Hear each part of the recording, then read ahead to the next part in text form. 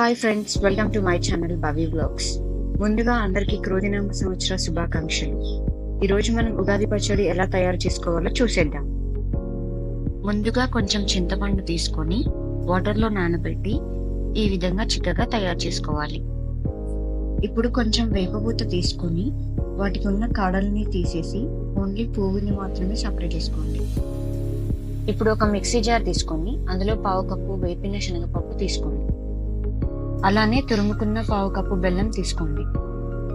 అందులోనే 1/2 కప్పు చిన్న ముక్కలుగా తురిమి పెట్టుకున్న మామిడికాయని కూడా యాడ్ చేసుకోండి. ఇప్పుడు అందులో 2 మీడియం సైజ్ బనానాస్ ని స్లైసెస్ గా కట్ చేసుకుని యాడ్ చేసుకోండి. ఒక 2 సెకండ్స్ పాటు పల్స్ ఇవ్వండి. మరీ మెత్తగా చేయకూడదు, జస్ట్ అన్ని మిక్స్ అవుతే సరిపోతుంది. అందులో 3 టేబుల్ స్పూన్స్ చింతపండు గుజ్జుని యాడ్ చేసుకోండి. అలాగే 1 టేబుల్ స్పూన్ తేనెని కూడా యాడ్ చేసుకోండి. ఇప్పుడు అందులో మనం 2 టేబుల్ స్పూన్ సపరేట్ చేసి పెట్టుకున్న వేప పువ్వుని యాడ్ చేసుకోండి. అలాగే 1 టేబుల్ స్పూన్ మిరియాల పొడి, ఒక 1/2 టీ స్పూన్ సాల్ట్ ని కూడా యాడ్ చేసుకోండి. ఇప్పుడు మొత్తం కలిసేలాగా అన్నీ ఒకసారి మిక్స్ చేసుకోవాలి.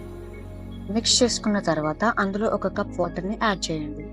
వాటర్ యాడ్ చేసిన తర్వాత స్పూన్ తో కలుపుకోవచ్చు, లేదా ఒకసారి పల్స్ ఇచ్చి మిక్స్ చేసుకోవాలి.